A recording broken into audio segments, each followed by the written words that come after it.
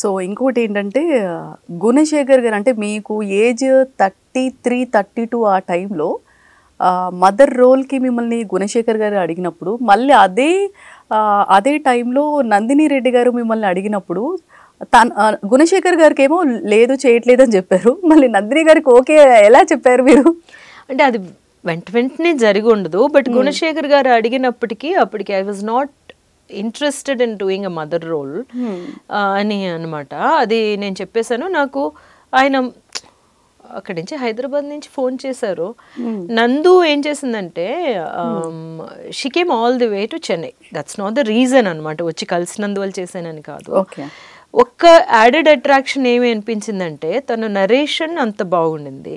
Second ఏంటంటే female director కదా, ఏదో ఒక విధంగా నాకు we have to make it yeah అన్న ఒక ఫిమేల్ డైరెక్టర్స్ ఉంటే బాగుంటుంది అన్నది కూడా అయి ఉంటుంది.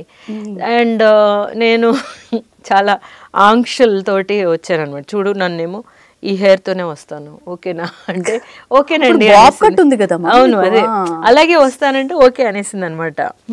తర్వాత ఇప్పుడేమో అడుగుతూ ఉంటారు ఏంటండి అప్పుడేమో అలా అన్నారు ఇప్పుడేమో విగ్ తోటే తిరుగుతున్నారు. I said like you know what to do. అలా మొదలైంది అలా తీసుకొచ్చేసింది నన్ను అని చెప్పారు. కలిపారండి. ఇంకోటి మీరు రాస్తారు, అది కాకుండా తమిళ్లో కూడా ఒక మూవీ డైరెక్ట్ చేసినట్టున్నారు కదా.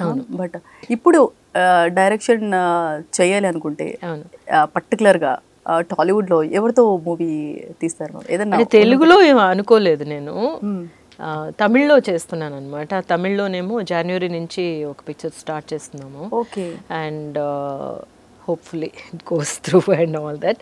కరెక్ట్గాను ఒక 6 monthsలోని 1 yearలోని దట్ షుడ్ బి రిలీజింగ్. తెలుగులో చెయ్యాలి అనేది అనమాట. ఇప్పుడు సబ్జెక్ట్ని బట్టి ఉంటుంది కదా. అండ్ ఆల్సో మనకి ఎట్లాంటి సబ్జెక్ట్స్ తీయాలి అని చెప్పేసి అనుకుంటేనేమో యాక్చువల్గా నేను there is a movie based on dance అనమాట.